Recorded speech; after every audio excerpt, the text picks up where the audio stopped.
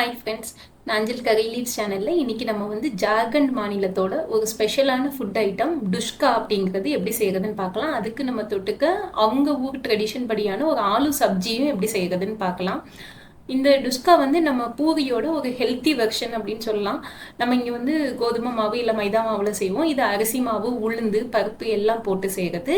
இதுக்கு தேவையான பொருட்கள் என்னென்னா 200 ml கப்பில் 1 கப்பு கடலைப்பருப்பு, 2 கப் பச்சரிசி, 1/2 கப் உளுந்து. இந்த மூணையுமே வந்து தனித்தனியாக ஒரு 4 மணி நேரம் நல்லா ஊற வச்சு எடுத்துக்கோங்க. இதோடவே பச்சை மிளகாய் 4 எடுத்துக்கோங்க, ஜீரகம் 1 டீஸ்பூன், நல்ல மிளகு பொடி 1/2 டீஸ்பூன், காயம் 1/2 டீஸ்பூன், இஞ்சி 2 இன்ச் அளவுள்ள துண்டு பொடியாக கட் பண்ணிக்கோங்க, ஓமம் 1 டீஸ்பூன், மஞ்சள் பொடி 1 டீஸ்பூன். இதெல்லாம் அரைக்கிறதுக்கு 350 ml தண்ணி எடுத்துக்கோங்க. எண்ணெய் பொரிக்கிறதுக்கு தேவையான அளவு, உப்பு தேவைக்கு எடுத்துக்கோங்க. பெரிய மிக்சி ஜார் எடுத்துக்கோங்க. அதில் இஞ்சி, நம்ம எடுத்து வச்சுருக்க பச்சை மிளகாய், ஜீரகம், ஓமம், நல்ல மிளகு பொடி, மஞ்சள் பொடி, காயப்பொடி, இதுக்கு தேவையான அளவு உப்பு, 1 டீஸ்பூன் உப்பு எடுத்துக்கோங்க. அப்புறமா தேவைக்கு 2வது சேர்த்துக்கலாம். அப்புறமா நம்ம வச்சுருக்கிற கடலைப்பருப்பு, உளுந்து எல்லாம் போட்டு நல்லா நைஸாக அரைச்சி எடுத்துக்கணும். நல்லா நைஸாக அரைச்சிக்கோங்க.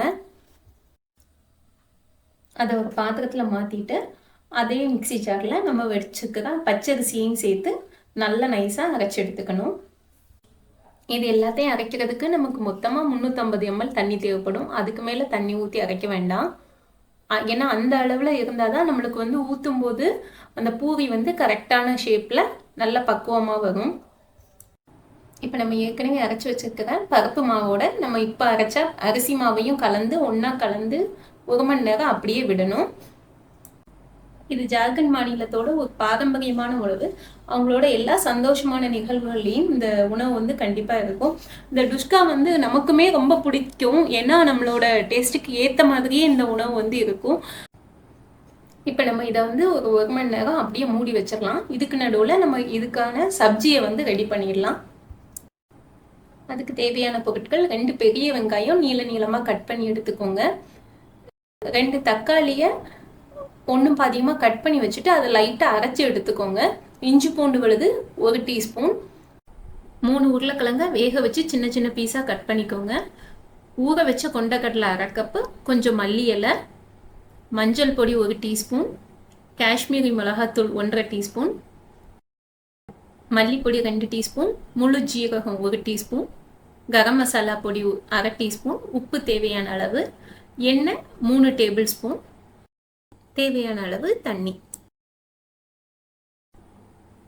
அடுப்பில் ஒரு ப்ரெஷர் பேன் வச்சுட்டு 3 டேபிள் ஸ்பூன் எண்ணெய் விட்டுக்கோங்க. நான் வந்து சன்ஃப்ளவர் ஆயில் விட்டுருக்கேன். எண்ணெய் காஞ்சதும் அதில் ஜீரகத்தை போடுங்க. ஜீரகம் வந்து நல்லா பொரிஞ்ச உடனே அதில் வந்து நம்ம கட் பண்ணி வச்சுக்கிற பெரிய வெங்காயத்தை போட்டு நல்லா வதக்கணும். வெங்காயம் சீக்கிரம் வதங்கிறதுக்காக இதோட ஒரு 1/2 டீஸ்பூன் உப்பும் சேர்த்து வதங்க விடுங்க. வெங்காயம் இந்த மாதிரி நல்ல கோல்டன் ப்ரௌன் கலருக்கு வதங்கணும்.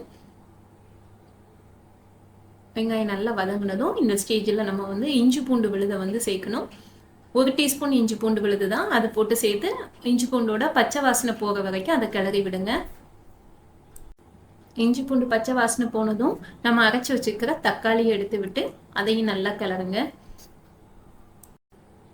தக்காளி நல்லா வதங்கினதும் நம்ம எடுத்து வச்சுக்கிற மசாலா எல்லாம் சேர்க்கணும். மசாலா சேர்க்கும் போது தீயை கொஞ்சம் கம்மியாக வச்சுக்கோங்க. மஞ்சள் பொடி, மிளகாய் பொடி, மல்லிப்பொடி, கரம் மசாலா தூள், கூடவே ஒரு 1/2 டீஸ்பூன் உப்பு, இதெல்லாம் போட்டு லைட்டாக வதக்கிட்டு இதோடையே நம்ம ஊற வச்சு எடுத்து வச்சுருக்க கொண்டக்கடலையும் போடணும். அது கூடவே நம்ம வேக வச்சு வெட்டி வச்சுருக்கோம்ல உருளைக்கிழங்கு, அதையும் போட்டு ஒன்றா நல்லா கிளறணும். இதோட ஒரு 400 ml தண்ணி சேர்த்துக்கோங்க. சேர்த்து எல்லாத்தையும் ஒன்றா மிக்ஸ் பண்ணிவிட்டு அப்படியே மூடி வச்சு வேக விட வேண்டியதான். குக்கரில் ஒரு விசில் வந்ததும் தீயை சிம் பண்ணி வச்சு 5 நிமிஷம் அப்படியே வேக விடுங்க. 5 நிமிஷம் கழித்து அடுப்பை ஆஃப் பண்ணிவிட்டு நல்லா ஆவி போனதும் ஓப்பன் பண்ணுங்கள். இப்போ நம்மளோட அந்த ஆலு சப்ஜி வந்து ரெடி ஆயிடுச்சு.